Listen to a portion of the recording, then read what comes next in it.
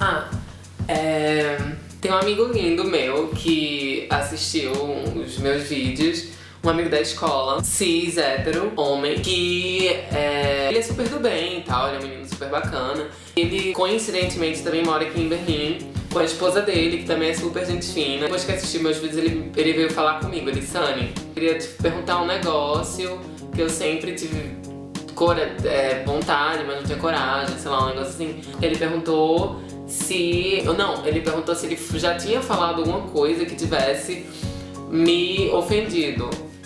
E aí eu, não, como assim? Não, por quê?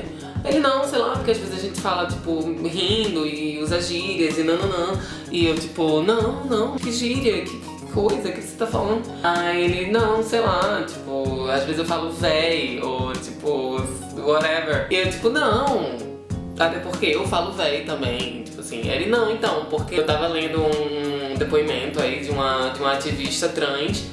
E ela falou que é ofensivo pra trans quando você chama ela de véi, quando você usa algum adjetivo ou qualquer palavra no masculino. Acontece que eu falo véi, não é uma coisa não tem gênero. Claro que véi significa velho, mas a minha flatmate, que é menina, fala meu, e eu, sabe, que ela é de São Paulo, ela fala tudo, não sei o que, meu. E eu também falo meu, ou véi, ou meu irmão. Então eu acho que a gente tem que parar um pouco a paranoia também, né? Não dá. Claro. Aí foi o que eu falei pro meu amigo. Eu falei assim, olha, quando a pessoa fala que você... Depende do vocabulário da pessoa. Se você nota que uma palavra faz parte do vocabulário da pessoa, faz parte do slang, da gíria dela com todo mundo, não tem pra que ficar ofendido.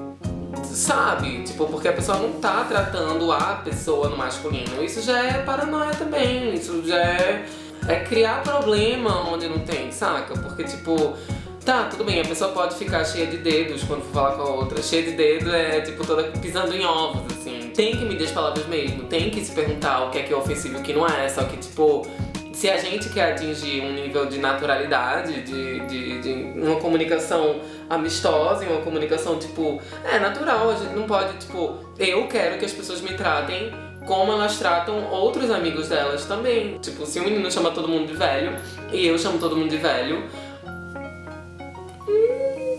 um pouco de preguiça disso.